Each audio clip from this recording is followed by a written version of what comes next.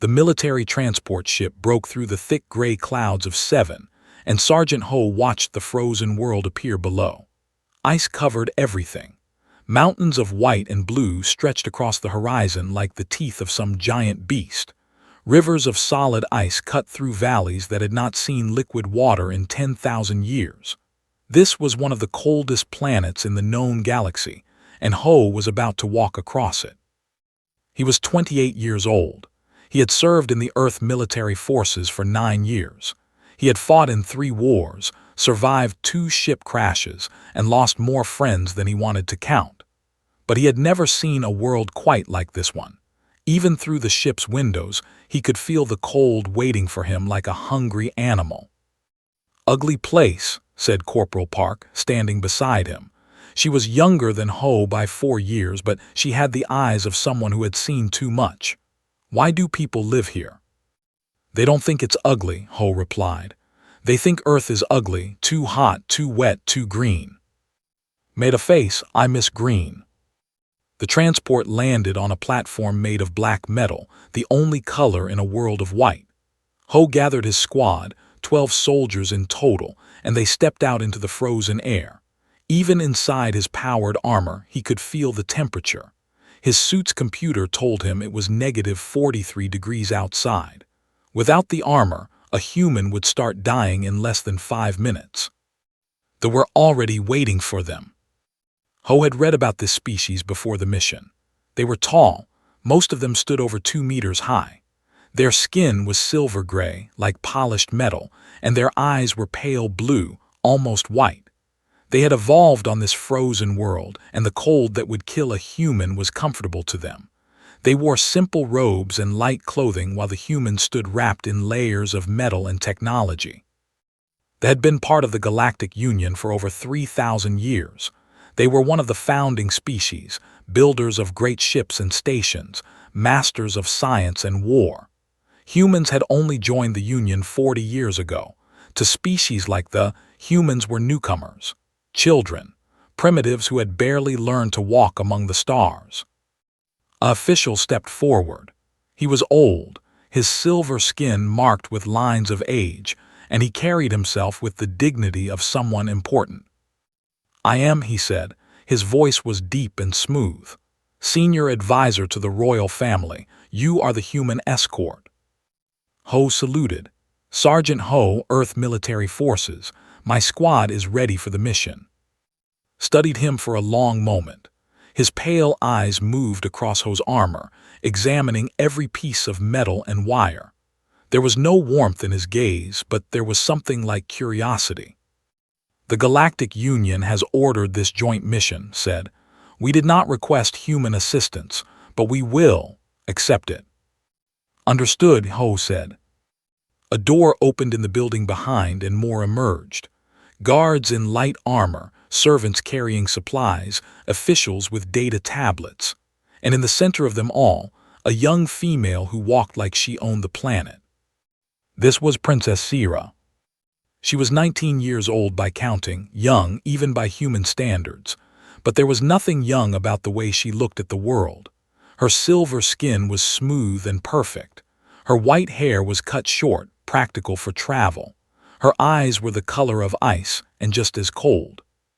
She stopped in front of the human soldiers and looked at them the way someone might look at insects. "These are the humans?" she asked. She did not speak to Ho directly. She spoke as if he was not there. "Yes, Your Highness." Sira walked slowly past the line of soldiers. Her eyes moved across their armor, the thick chest plates, the heavy boots, the helmets with glowing visors. She stopped in front of Ho, the squad leader, and tilted her head. "So much metal," she said. "So many machines. Tell me, human, is there actually a person inside all of that, or just more machines?" "There's a person, Your Highness," Ho replied calmly. She did not sound convinced. "I have heard stories about humans. They say you cannot survive anywhere without your technology. You cannot breathe wrong air. You cannot drink wrong water. You cannot handle heat or cold. You wrap yourselves in machines just to stay alive." She smiled, but it was not a kind smile. "And the Galactic Union sends you to protect me." Ho said nothing. There was nothing to say. Sira turned to, "This is an insult. I am about to complete the walk of proving, the most sacred tradition of our people, and they send me babysitters who cannot survive without their metal shells." "The Union believes in cooperation between species," said carefully. "The humans are here as a symbol of unity." "They are here as a symbol of weakness," Sira replied. She looked back at Ho one more time. "Try not to break down in the cold, machine man. I will not wait for you." She walked away, her guards following close behind. Stepped closer to Ho. "I don't like her," she whispered. "You don't have to like her," Ho said. "You just have to keep her alive." That night they made camp at the edge of the northern wastes, a frozen canyon that stretched 200 kilometers across the most dangerous part of Seven. This was the path of the Walk of Proving, an ancient tradition. Every royal who wanted to rule had to cross this canyon on foot. No vehicles, no flying machines, just walking for days through ice and wind and cold. Sira had to complete this walk to prove she was worthy of becoming empress one day, and Ho's squad had to make sure nothing killed her along the way. He stood at the edge of the camp looking out at the canyon. The wind was already howling, throwing ice crystals through the air like tiny knives. Somewhere out there in that frozen darkness, something was waiting. He could feel it. Sergeant appeared beside him. "You should rest. Tomorrow will be hard." Ho nodded slowly. "She's wrong, you know." "About what?" "About the armor." He touched his chest plate with one gloved hand. "She thinks this is what keeps us alive. She thinks we're weak inside it." "Aren't we? I mean, without the suit, we'd freeze in minutes out here." Ho looked at her. In the dim light, his eyes were calm but serious. "The suit doesn't make us strong, it just lets us go to more places. Humans survived ice ages on Earth with nothing but animal skins and fire. We crossed oceans on wooden boats. We climbed mountains that should have killed us." He turned back to the frozen wasteland. "The armor is just a tool. What keeps humans alive is something else, something these have never seen." "And what's that?" Ho smiled slightly. "We don't know how to quit." He walked back toward his tent, leaving alone with the howling wind and a question she did not fully understand. Not yet. But she would, they all would. The walk was about to begin. The first day of walking was not as bad as Ho had expected. The canyon walls blocked most of the wind, and the temperature stayed at a steady -35 degrees. His armor handled it easily. The power cells were full, the heating systems worked perfectly, and his squad moved in a tight formation around the group. Princess Sira walked at the center of the group, surrounded by her guards and servants. She moved quickly, her long legs carrying her across the ice without effort. They did not seem to feel the cold at all. They wore light clothing, talked and laughed among themselves, and treated the frozen wasteland like a pleasant garden path. The humans were different. Even with their armor, they had to be careful. Ice could damage joints. Cold could slow down electronics. Every few hours, they had to check their power levels and heating systems. They moved slower than and Sira noticed. "The machines are falling behind," she announced loudly, not bothering to turn around. "Perhaps we should carry them." Her guards laughed. It was not a friendly sound. Ho said nothing. He kept his eyes forward and his feet moving, walked beside him, and he could feel her anger even through her helmet. "Just ignore her," he said quietly through their private communication channel.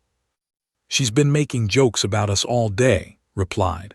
"The whole squad is getting tired of it." "Let them talk. Words don't hurt us."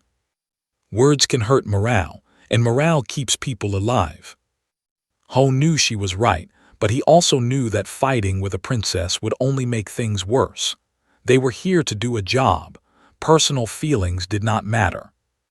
That night they made camp in a wide section of the canyon. They set up elegant tents made of some material that seemed to glow faintly in the darkness. The humans set up their standard military shelters, gray, practical, ugly. The difference was obvious, and Sira made sure everyone noticed. Look at their little boxes, she said, standing near the central fire with her attendants. She spoke loudly enough for everyone to hear. Like children playing at being soldiers. Do they even know how to make a proper camp? The old advisor stood nearby. His face showed no expression, but his eyes moved toward the humans with something that might have been concern.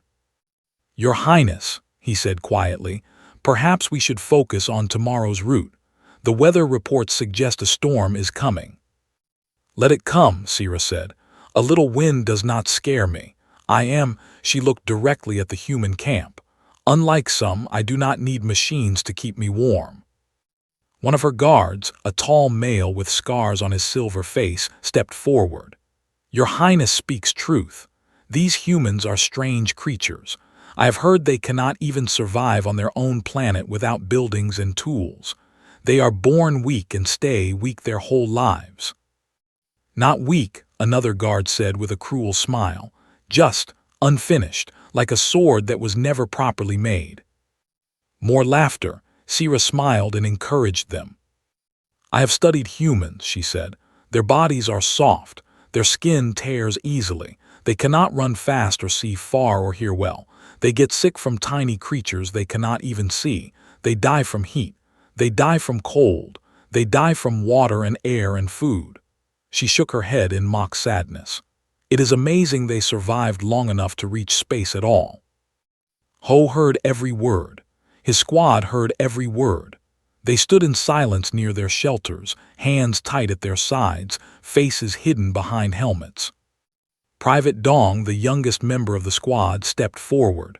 Sergeant, we should say something. We can't just... Stand down, Ho ordered. His voice was calm but firm. We're not here to argue, we're here to complete the mission. But Sergeant... I said stand down. Dong fell silent, but his body was tense with anger. Later that night came to the human camp. He walked slowly, his old bones clearly feeling the cold more than the younger. Ho met him at the edge of their shelters. Sergeant said, I want to apologize for the princess. She is young and she has never met humans before. Her words come from ignorance, not true hatred. No apology needed, Ho replied. We've heard worse. Studied him for a moment. You are very calm. Most species would be angry. Anger doesn't solve problems. No, it does not. Paused, seeming to choose his next words carefully. I have lived a long time, Sergeant. I have seen many species come and go in the Galactic Union. Most of them are proud. Most of them believe they are special. He looked up at the dark sky where strange stars burned cold and distant. But I have heard stories about humans, whispers that travel between worlds, stories that make old like me curious. What kind of stories? Smiled slightly. Stories about a species that should have died 100 times but did not. Stories about creatures who walk into fire and ice and poison because they simply refuse to stop. Stories about soldiers who fight when they should run, who stand when they should fall, who keep breathing when their bodies have already given up. Ho said nothing. The princess does not know these stories, continued. She sees only your armor, your machines, and thinks that is all you are. She does not understand what the armor is hiding. And what is that? Met his eyes. I think we will find out, Sergeant. Before this walk is over, I think we will all find out. He turned and walked back toward the camp, leaving Ho alone with the wind and the cold and his own thoughts. Inside the main tent, Princess Sira was preparing for sleep. She removed her outer robes and lay down on a bed of soft material, her white hair spreading across the pillow like snow. The humans are strange, she said to her personal guard, a female named who had served the royal family for 20 years. They are outsiders, replied. They do not belong in our traditions. No, they do not, Sira closed her eyes. But the Union forced them upon us, so we must tolerate them, like tolerating a pet that follows you around, annoying but harmless. Yes, Your Highness. Sira smiled to herself. Tomorrow, they would reach the most difficult part of the canyon. Tomorrow, the real cold would begin, and then everyone would see just how useless these humans really were. She fell asleep with that thought, confident in her own strength and certain of human weakness. She did not know that by the next sunset, everything she believed would be proven wrong. Outside, the wind grew stronger. The storm had mentioned was coming faster than expected, and somewhere in the darkness, Ho stood watching the sky, thinking about what the old advisor had said. What was the armor hiding? He knew the answer. He had always known. Inside the metal shell, there was something they had never seen, something their long, proud history had never prepared them for. Inside the armor was a human being. And that was the most dangerous thing in the galaxy. The storm arrived with the morning sun. Ho had seen storms before. He had survived hurricanes on Earth, dust storms on Mars, and acid rain on 3 different colony worlds. But this was something different. This was a frozen monster made of wind and ice, and it filled the entire canyon like water filling a glass. The temperature dropped to -60 degrees in less than an hour. The wind screamed through the canyon at over 100 kilometers per hour, carrying ice crystals that could cut through skin like tiny knives. Visibility dropped to almost nothing. The world became a wall of white and gray and howling noise. "We have to stop," shouted over the wind. The old looked worried for the first time since the journey began. "This storm is worse than predicted. We must find shelter and wait for it to pass." The guards began setting up emergency shelters, working quickly despite the terrible conditions. They were built for this cold, and even the storm only slowed them down a little. The humans worked too, their armor protecting them from the worst of the wind and ice. But Princess Sira stood still, staring into the storm with angry eyes. "How long?" she demanded. "How long will we have to wait?" 3 days, perhaps," replied. "Maybe 4, the storm is large." "No," Sira's voice was hard as ice. "The Walk of Proving has a time limit. If I do not reach the checkpoint in 6 days, I fail. I will not fail because of weather." "Your Highness, no one can walk through this. Even have limits, we must wait." Sira turned to face him, and there was fire in her cold eyes. "My grandmother walked through a storm twice this size. My great-grandfather crossed the canyon during the endless winter, when the cold was so deep that even our ships could not fly. I will not be the princess who stopped because of a little wind." "Your Highness, I am walking." She grabbed her traveling pack and pointed toward the storm. "Anyone who wishes to follow may follow. Anyone who wishes to stay may stay, but I am not stopping." She began walking into the white wall of wind and ice. For a moment, no one moved. Then her personal guards grabbed their weapons and followed. One by one, the other joined them. Sighed heavily, looking like a man watching a disaster happen, but he followed too. The humans watched this with disbelief. "She's insane," said through the communication channel. "She'll die out there." "No, she won't," Ho replied. "They can survive this cold. It's uncomfortable for them, but not deadly." "What about us? Our armor is good, but -60 with this wind. We'll burn through our power cells in hours." Ho looked at his squad, 12 soldiers all waiting for his orders. Their armor was covered with ice already, and the storm had only just begun. Was right. Their power cells would not last long in these conditions. If they walked into that storm, they would eventually have to stop. And when they stopped, they would freeze. "We should stay here," said Private Dong. "Let the princess go. She doesn't want us anyway. We can wait for the storm to pass and meet them at the checkpoint." Some of the other soldiers nodded. It was the smart choice, the safe choice. But Ho was not thinking about smart or safe. He was thinking about a 19-year-old girl walking into a frozen hell because she was too proud to stop. He was thinking about what would happen if something went wrong, if she fell, if she got lost, if the storm turned even worse. He was thinking about the mission they had been given, keep the princess alive. And he was thinking about something else too, something deeper, something that had been burning in his chest since the princess first looked at him with disgust. She thought humans were weak. She thought the armor was what made them dangerous. She was wrong. Sergeant's voice broke through his thoughts. What are your orders? Ho made a decision. He reached up and pressed the release on his helmet. There was a soft hissing sound as the seal broke. Then he lifted the helmet off his head. The cold hit him like a hammer. It was the worst cold he had ever felt, so deep and sharp that it seemed to reach inside his skull and grab his brain with frozen fingers. His eyes watered immediately, and the tears began to freeze on his cheeks. Sergeant grabbed his arm. What are you doing? Ho did not answer. He pressed more releases.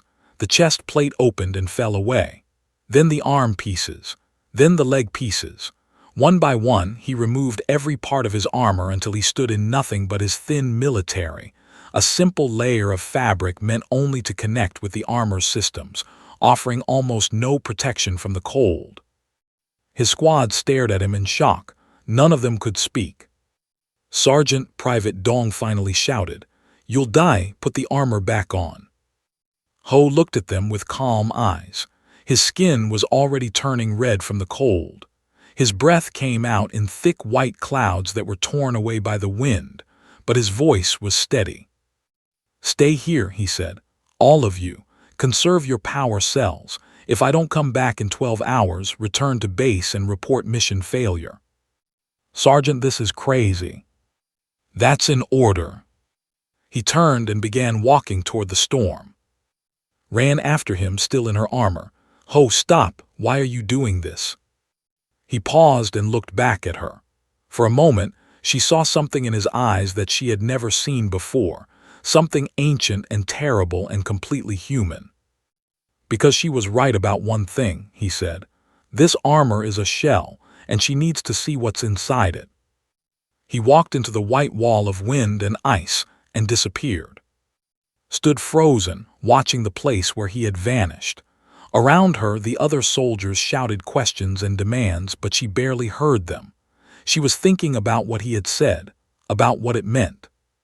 She was thinking about a man walking into certain death, wearing nothing but cloth and pride. Inside the storm, Sira heard footsteps behind her. She turned, expecting to see one of her guards, and stopped cold. A human was walking toward her, not in armor, not in a machine. Just a human with ice forming on his hair and frost covering his eyebrows and lips that were already turning blue.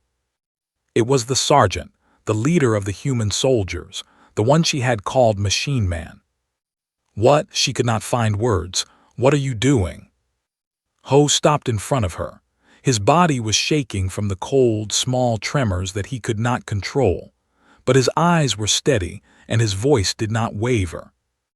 "Walking," he said simply, "with you." And without another word, he walked past her, into the heart of the storm. Sira stood there, the wind screaming around her, and watched the human go. She had mocked his kind. She had called them weak, dependent, unfinished. She had laughed at their need for machines. And now one of them was walking into death just to prove her wrong. For the first time in her young life, Princess Sira did not know what to think. So she did the only thing she could do. She followed. The storm swallowed them whole. Sira had walked through bad weather before. Every learned to handle cold and wind as children. But this storm was different. This was the kind of storm that made even the strongest move slowly, that turned every step into a battle against nature itself. And the human was walking through it in nothing but thin cloth. She watched him from behind, unable to look away. His body was shaking so hard that she could see it even through the wind-blown ice. His skin had gone from red to pale to almost blue. Ice had formed in his hair and on his face, making him look like some frozen ghost from old legends. But he did not stop. He did not slow down. He just kept walking, one foot in front of the other, into the white hell of the storm. "Human," she shouted over the wind. "Sergeant." He did not respond. She was not sure he even heard her. She pushed forward until she was walking beside him. Up close, he looked even worse. His lips were cracked and bleeding. His eyes were half closed against the ice. His breathing came in short, painful gasps that left small clouds of white in the air. "You need to go back," she said. "You will die." He turned his head slightly to look at her. There was no anger in his eyes, no fear, just a calm determination that she did not understand. "Keep walking," he said. His voice was rough and broken from the cold, but each word was clear. "That's all, just keep walking." "I am walking. This cold cannot kill me, but you." "Keep walking." He turned away and continued forward. Sierra felt something strange in her chest. It was not concern. She told herself that she did not care about humans, but it was something. Curiosity, perhaps, or confusion, or a growing sense that everything she knew about this species was wrong. An hour passed, then another. The storm showed no signs of weakening. Sierra's guards caught up with them, struggling through the wind. When they saw the human walking without armor, they stopped and stared just as Sierra had. "Your Highness," said her personal guard, "what is the human doing?" "I do not know," Sierra admitted. "He removed his armor and followed me into the storm." "Why?" Sierra did not answer because she did not know. The human stumbled. His foot caught on a piece of ice and he fell to his knees. Sierra expected him to stay down, expected the cold to finally win. But after a few seconds, he put one hand on the ground and pushed himself up. His legs were shaking so badly that he could barely stand, but he stood. And then he started walking again. "This is impossible," whispered. "His species cannot survive this temperature. He should be dead already." "He should be," Sierra agreed, "but he is not." She moved closer to the human, walking right beside him now. The wind was so loud that she had to shout to be heard. "Why?" she demanded. "Why are you doing this? Is it pride? Are you trying to prove something?" The human laughed. It was a terrible sound, more like coughing than real laughter, but it was definitely a laugh. "Prove something?" He shook his head slowly. "No, I have nothing to prove." "Then why? You will die here, you know that. So why walk into death?" He was quiet for a long moment, focusing on putting one foot in front of the other. When he finally spoke, his voice was almost too soft to hear over the storm. "On my world," he said, "there is an old story. Thousands of years ago, before we had machines or cities or even fire, my ancestors hunted animals by walking." "Walking," Sierra frowned, "that is not hunting." "It is for humans. We cannot run as fast as other animals. We cannot fight them with claws or teeth, but we can walk. We can walk for days without stopping. We can follow an animal until it collapses from exhaustion, and then we can kill it with rocks and sticks." He took another painful step. "Other animals run fast and then rest. Humans walk slow and never stop. That is how we survived." Sierra listened, trying to understand. "My people did not evolve on a comfortable world," Ho continued. "We evolved on a death world. Everything there wanted to kill us. Heat, cold, animals, diseases, other humans. We should have died out 1,000,000 years ago, but we did not." He looked at her with eyes that were half frozen but still burning with something she could not name. "Do you know why?" "Tell me." "Because we do not know how to quit. Our bodies break and we keep going. Our hearts stop and we make them start again.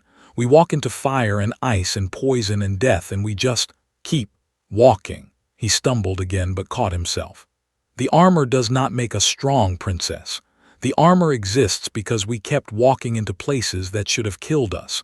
We needed it to walk farther, to go places no soft body could survive.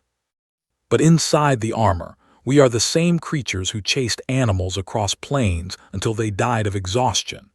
The same creatures who crossed oceans on wooden boats and climbed mountains with bare hands, and survived ice ages with nothing but animal skins." Sierra said nothing. She could not speak. "You asked why I removed my armor," Ho said. "I removed it because you needed to see. You needed to understand what you were mocking. Not machines, not technology, not metal shells. His voice cracked, but his words were still clear. You were mocking the only species in the galaxy that refuses to die when it should, and that was a mistake. He stumbled again. This time he went down on both knees. Sierra watched him, waiting for him to fall completely, waiting for the cold to finally claim him. But he put his hands on the ice. He pushed himself up. His legs were shaking so hard that he could barely stand. His skin was the color of death. His breath came in short, desperate gasps. And he took another step. Then another. Then another. Sierra felt something crack inside her chest. Something she had built over 19 years of being taught that were the best, the strongest, the greatest species in the galaxy. She was watching a human die. And he was still walking. She thought of her ancestors, the great warriors who had crossed this canyon 1,000 times. She thought of her grandmother and great-grandfather, the heroes of her family line. They had been strong. They had been brave. But she was not sure any of them would do what this human was doing. She was not sure any of them could. "Sergeant," she said, and for the first time her voice held no mockery, no pride, only something that might have been respect. "Why do you keep going?" He did not look at her. He was using all of his remaining strength just to stay upright. "Because you were going into the storm alone," he said, "and where I come from, we do not let people walk into death by themselves." Sierra felt her breath catch in her throat. She had insulted his species. She had mocked them, laughed at them, called them weak and useless and dependent on machines. And this human had removed his armor and walked into certain death, just so she would not be alone. The princess of the empire, surrounded by guards and servants who would do anything she commanded, had never felt more small. The human stumbled again. This time he did not catch himself. He fell face first into the ice and did not move. For a terrible moment, Sierra thought he was dead. Then she saw his fingers twitch. His hand moved. He pressed his palm against the frozen ground and started trying to push himself up again. His body could not do it. His muscles had failed. His strength was gone. But he was still trying. Sierra watched him struggle, watched his frozen hands scrape against the ice, watched his broken body refuse to accept defeat. And something changed inside her forever. Sierra did not think. She acted. She grabbed the human under his arms and pulled him up from the ice. He was heavier than she expected, all that muscle and bone, but were strong when they needed to be. She held him against her body and shouted at her guards. "Find shelter now." Pointed ahead. "There are caves in the canyon wall 200 meters forward. We can reach them." "Then move." They pushed through the storm, Sierra half carrying, half dragging the unconscious human. His body was completely limp, and his skin was the color of old snow. She could feel his heart beating against her arm, weak and slow and struggling to keep going. But it was still beating. "Hold on, machine man," she whispered. "Do not die, not yet." The caves appeared through the white wall of ice like dark mouths opening in the canyon wall. The group stumbled inside, escaping the howling wind. The sudden silence felt like a physical thing, pressing against their ears after hours of screaming storm. Sierra lowered the human to the cave floor. His eyes were closed, and his breathing was so shallow that she could barely see his chest moving. She called, "Where is?" The old advisor appeared from the back of the group. His silver face was pale with exhaustion, but his eyes went wide when he saw the human lying on the ground. "What happened?" he demanded. "Why is he not wearing armor?" "He took it off before the storm. He walked into it wearing nothing but cloth." Knelt beside Ho, pressing his long fingers against the human's neck. "His pulse is very weak. His body temperature is dangerously low. He is dying." "Can you save him?" Looked at her with surprise. "Your Highness, he is a human, an outsider. Why do you? Can you save him or not?" The old paused, then nodded slowly. "Perhaps. I have emergency supplies, heating blankets, medical tools, but I need time and I need him to want to live." "He wants to live," Sira said firmly. "Trust me, I have never met anyone who wants to live more than this human." When to work, he wrapped Ho in thermal blankets, injected him with medications designed for but adapted for other species, and used heat stones to slowly raise his body temperature. The other watched in silence, not sure what to make of their princess's sudden concern for the human soldier. Hours passed. The storm continued to rage outside, but inside the cave, there was only the soft sound of breathing and the quiet work of trying to save a life. Sira sat beside the human, watching his face. His color was slowly returning, from blue-white to gray to something that might eventually be pink again. His breathing was getting stronger too, each breath coming a little deeper than the one before. "He is stable," finally announced. "He will live, but he will need rest, perhaps many hours." Sira nodded, not taking her eyes off Ho's face. "Good." Sat down beside her, his old bones creaking with the movement. For a while he said nothing, just watched the human with an expression that mixed wonder with worry. "You want to know about them," Sira said quietly. "You have studied them." "I have studied many species," replied. "But humans are different. They are a puzzle that I cannot solve." "Tell me." Was silent for a moment, gathering his thoughts. Then he began to speak in the low, careful voice of a teacher sharing important knowledge. "Humans evolved on a world they call Earth.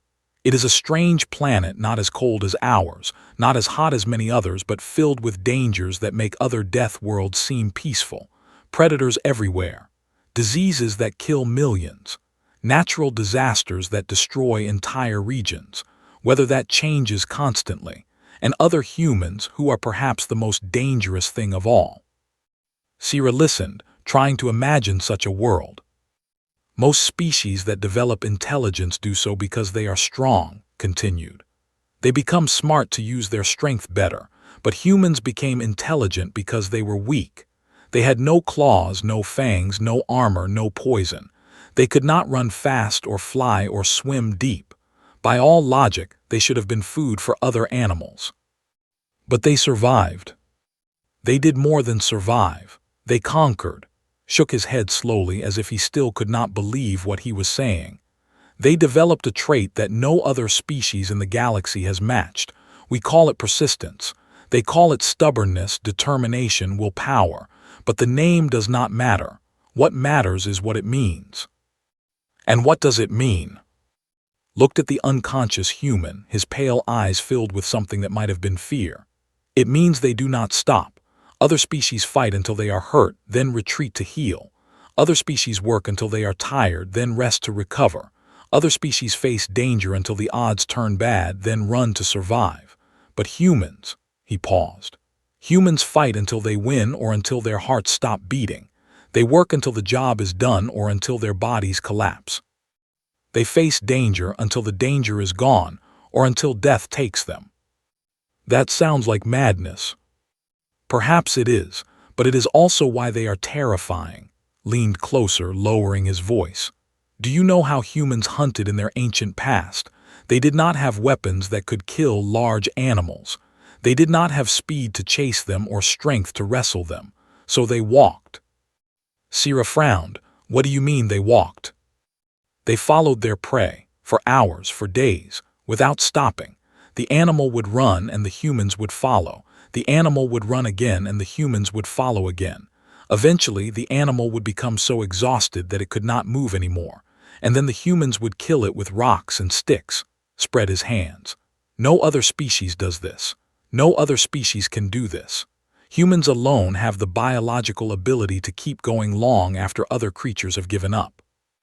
Sira looked at Ho with new eyes. This weak-looking creature, this soft-skinned mammal without claws or fangs or natural armor, came from a species that hunted by simply refusing to stop. "The galaxy has many strong species," said. "They are strong. They are strong. The Vex and dozens of others are strong, but humans are different. Humans are not strong the way we understand strength. They are strong in a way that makes no sense to anyone but themselves. Hell, gestured at Ho. Look at him. He knew he would probably die if he walked into that storm without armor. He knew the cold would destroy his body, but he did it anyway. Not because he was trying to prove something, not because he was stupid or crazy. He did it because that is what humans do. They walk into death and dare it to stop them. Sierra thought about what she had seen. The human falling and rising again. His frozen body refusing to stay down even when every logical part of it should have given up. I called them weak, she whispered. I called them dependent on machines. You were wrong, said gently. The machines do not make them survive. Their will to survive created the machines. Humans build tools because they refuse to accept limits. They refused to accept that they could not survive the cold, so they built armor. They refused to accept that they could not cross space, so they built ships. They refused to accept that they were weak, so they made themselves stronger. Sierra was quiet for a long time. When she finally spoke, her voice was small and strange. I think I have made a terrible mistake. We all make mistakes, Your Highness. What matters is what we do after. She looked at the human again. His eyes were still closed, but his breathing was stronger now. He was going to live. Against all odds, against all logic, he was going to live. Because he was human. And humans did not know how to quit. Sierra reached out and touched his cold hand. It was rough and the hand of a soldier who had fought many battles. The hand of a man who had walked into death to prove a point she had not understood until now. When he wakes up, she said softly, I will apologize, and then I will learn. I will learn everything about his species, everything about what makes them what they are. Smiled, and there was pride in his old eyes. That, Your Highness, is the first truly wise thing you have said on this journey. Outside, the storm continued to howl, but inside the cave something had changed. A princess had begun to understand. And a human, even unconscious, had won a battle that no weapon could fight. The storm did not stop. For 8 hours, they waited in the cave while the wind screamed outside. Sierra spent most of that time watching the human, waiting for him to wake up. But Ho remained unconscious, his body fighting to repair the damage from his walk through the frozen hell. When the storm finally began to weaken, checked his data tablet and delivered bad news. We have lost too much time, he said. The checkpoint is still 40 kilometers away. If we do not start moving soon, the princess will fail the walk of proving. Sierra stood up, her face determined. Then we move now. Your Highness, the human cannot walk. He is too weak. He needs at least another day of rest before. We will carry him. The cave fell silent. Every turned to stare at their princess with shock and disbelief. Her personal guard stepped forward. Your Highness, that is impossible. The walk of proving has rules. You must complete the journey on your own strength. Carrying an outsider, especially a non, would violate every tradition of the rite. I know the rules, Sierra said coldly. Then you know what this would mean. If you carry him, the officials may declare your walk invalid. You could lose your place in the succession. Your enemies at court would use this against you for the rest of your life. I know. Look desperate. Your Highness, please think about what you are doing. This human chose to remove his armor. He chose to walk into the storm. His fate is his own responsibility. You do not owe him anything. Sierra looked at her guard for a long moment. Then she looked at the other in the cave, the servants, the officials, the soldiers who had followed her into this frozen wasteland. They were all waiting for her to make the smart choice, the safe choice, the choice that would protect her power and her future. She thought about everything her teachers had taught her: politics, strategy, the careful balance of power that kept the empire strong. She thought about her mother, the current empress, who would be disappointed if she threw away her future for a stranger. Then she thought about the human. She thought about him removing his armor piece by piece, while his squad watched in horror. She thought about him walking into the storm with nothing but thin cloth and frozen determination. She thought about him falling and rising, again and again and again, until his body finally gave out. She thought about what he had said, "We do not let people walk into death by themselves." He had walked into death for her, a princess who had mocked him, insulted him, treated him like something less than a person. He had risked his life, given up his armor, his safety, everything, just so she would not face the storm alone. And now her guards wanted her to leave him behind. "No," she said. "Blinked, Your Highness." "No." Sira walked to where Ho lay and knelt beside him. "He walked into death for me. He proved something that I was too blind to see. He showed me what honor truly looks like, not in words, not in traditions, but in action." She looked up at her guards, and her eyes were harder than ice. "If I leave him here to die, I do not deserve to be empress. I do not deserve to lead anyone." "Your Highness." "Enough." Sira slid her arms under Ho's body and lifted him. He was heavy, human bodies were dense with muscle, but she was royalty, stronger than she looked. She shifted his weight onto her back, letting his arms hang over her shoulders. The other watched in stunned silence. "I am walking to the checkpoint," Sira announced. "I am carrying this human with me. Anyone who wishes to follow may follow. Anyone who thinks this is wrong may stay here and wait for the next transport home." She met's eyes. "But I will not leave him, not after what he did." For a long moment, no one moved. Then stepped forward, his old face showing something that might have been pride. "I will follow you, Your Highness." One by one, the other joined him. Even, despite her protests, fell into line behind her princess. They walked out of the cave and into the weakening storm. The next 10 hours were the hardest of Sira's life. The storm was less violent now, but the wind still cut through the canyon like frozen blades. The ground was covered with fresh ice, making every step dangerous, and the human on her back seemed to grow heavier with each passing minute. But she did not stop. She thought about Ho's words, about humans who hunted by walking, who followed their prey until it collapsed from exhaustion. She thought about a species that survived ice ages and crossed oceans and climbed mountains because they simply refused to give up. If a human could do that, she told herself, then so could a princess. Her shoulders burned, her legs screamed, her lungs felt like they were filled with ice, but she kept walking, one foot in front of the other, exactly as the human had done. Around her, the guards watched with amazement. They had seen their princess at formal dinners and political meetings, surrounded by luxury and servants. They had never seen her like this, covered in ice, gasping for breath, carrying an unconscious alien on her back through a frozen wasteland. She looked nothing like a princess.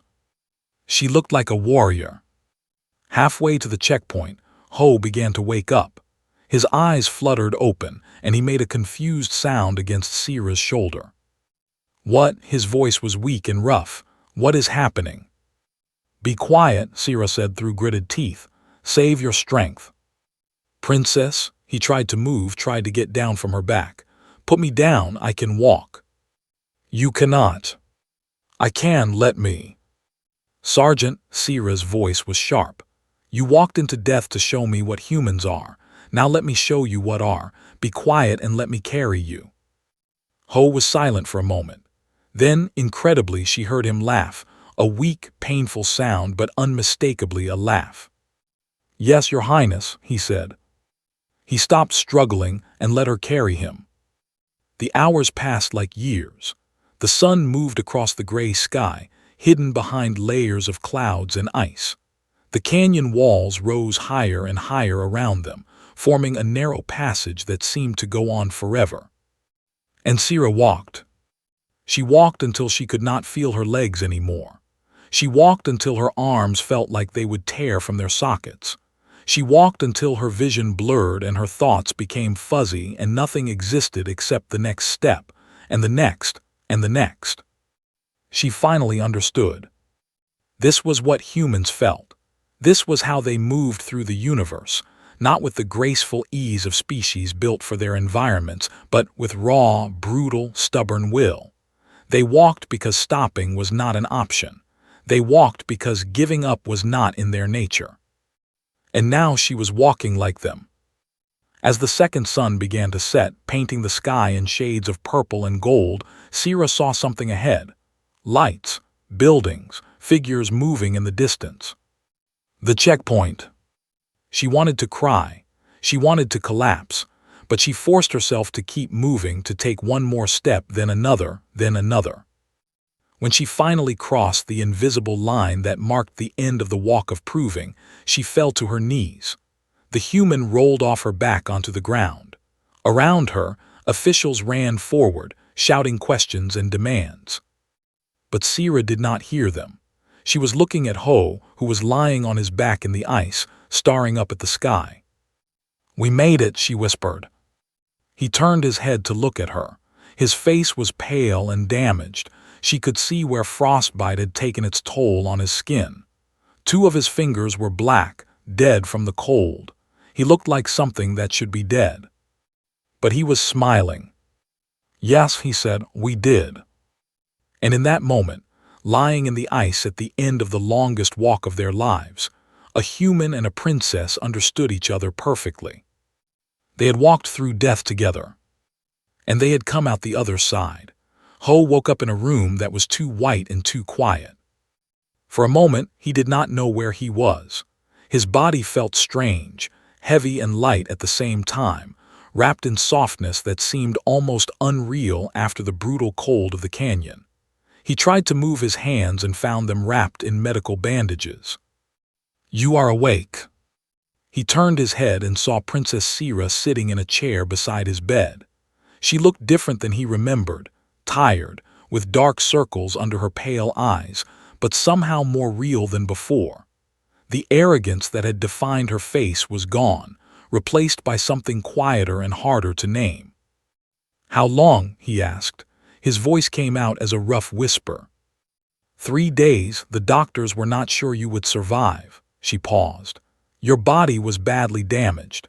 The cold destroyed much of your skin and muscle tissue. You lost 2 fingers on your left hand. The doctors could not save them." Ho looked at his bandaged hands. He could feel the emptiness where his fingers should be, a strange absence that would take time to accept. "Could have been worse," he said. Sira made a sound that was almost a laugh. "Could have been worse. You walked through a storm that would have killed any other species in minutes.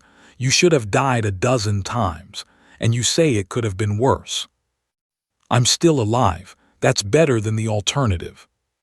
She shook her head slowly, and he saw something in her eyes that looked like wonder. "I have met warriors from 50 different species. I have studied the great heroes of history, emperors and generals who conquered worlds and defeated armies, but I have never met anyone like you." Ho tried to push himself up, but his body refused to cooperate. "I'm nothing special, Your Highness. Any human soldier would have done the same thing." "That is exactly what makes your species terrifying." Sira leaned forward. "You think this is normal. You think walking into death is just something humans do. You do not even understand how impossible you are." "We're not impossible, we're just stubborn." "No." She stood up and walked to the window. Outside, Ho could see the city stretching toward the horizon, towers of crystal and metal rising from the frozen ground like frozen fingers reaching for the sky. "Stubborn is what you call it. The rest of the galaxy has other names. Terrifying, impossible, unstoppable." She turned back to him. "Do you know what the Galactic Union says about humans? They say you are the only species that fights wars not to win, but to make winning so painful that no one ever attacks you again. They say you build weapons not for defense, but for revenge. They say you carry grudges across generations, that you never forget an insult, that you will chase an enemy across the galaxy for 100 years just to prove a point." Ho was quiet for a moment. "Some of that is true, some of it is exaggeration." "Which parts?" "We don't carry grudges for 100 years. usually just 50 or 60. Sira stared at him. Then slowly she began to laugh. It was a real laugh, not the cruel, mocking sound he had heard at the beginning of the journey, but something warm and genuine. "You are making a joke," she said. "After everything that happened, you are making jokes. Humans also joke about death. It helps us deal with it." She laughed again, then fell silent. For a long moment she just looked at him, and Ho felt something pass between them. Not romance, not exactly friendship, but something important. Understanding, perhaps, recognition. "I called you weak," she said finally. "I called your species parasites who could not survive without machines.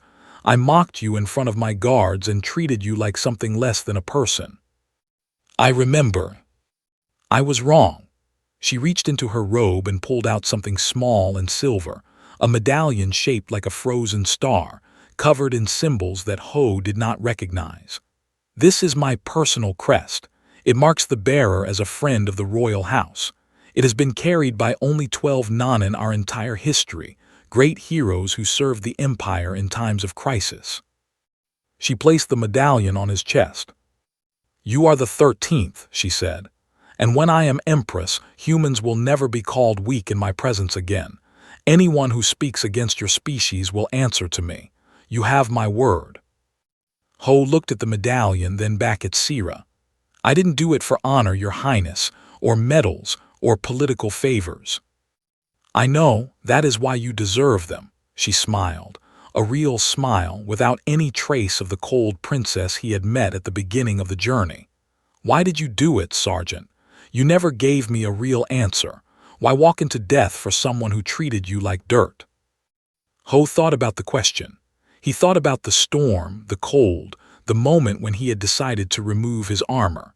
He thought about falling and rising, until his body had nothing left to give. "Because you were going into the storm alone," he said. "You were 19 years old and proud and foolish, and you were about to walk into something that could kill you. And where I come from, we don't let people face death by themselves. Even people who hate us. Even people who think we're weak. We stand beside them and we face it together." He looked toward the window, where the twin suns of 7 were rising over the frozen city. "That's what humans do," he said. "We don't leave people behind." Sira was quiet for a long time. When she finally spoke, her voice was soft. "Then your species is not just terrifying, you are also kind, in your own strange, stubborn way." She moved toward the door, then stopped and looked back. "Rest, Sergeant, heal. When you are strong enough, I would like to talk more. I want to learn everything about humans, about Earth, about why you are the way you are." "That might take a while. I have time, and I think it will be worth it." She left, and Ho was alone with the white room and the silver medallion on his chest, and the missing fingers on his left hand. He had lost something in that storm, but he had gained something too, something that might matter more than fingers or skin or comfort. He had gained respect, and understanding, and the beginning of something that could change the galaxy. Years later, when Empress Sira of the Empire signed the first true alliance between her people and Earth, she told the story of the human sergeant who had walked into a frozen hell wearing nothing but cloth and determination. She told how he had shown her what humans really were, not weak creatures hiding in machines, but the most stubborn, unstoppable species the galaxy had ever seen. The alliance changed everything. Earth and the Empire became partners, then friends, then something closer to family. Human soldiers trained with warriors. Human scientists worked with researchers. Human children learned history, and children learned about the blue-green death world where humanity was born. And throughout the galaxy, a new saying spread from species to species, from world to world. "Walk like a human, until your body breaks, and then 3 steps more." Ho heard that saying sometimes, years later, when he was old and gray and teaching young soldiers how to survive impossible missions. He never told them that he was the one who had inspired it. He just smiled and nodded and kept teaching. Because that was what humans did. They kept walking until the very end. And sometimes, if they were stubborn enough, if they refused to stop even when every part of them was broken, they changed the universe along the way. Ho looked up at the stars one last time, on the night before he died, and thought about a frozen canyon and a proud princess and the longest walk of his life. He had no regrets. He had walked into death and come out the other side. And he had shown the galaxy what it meant to be human. That was enough. That was more than enough.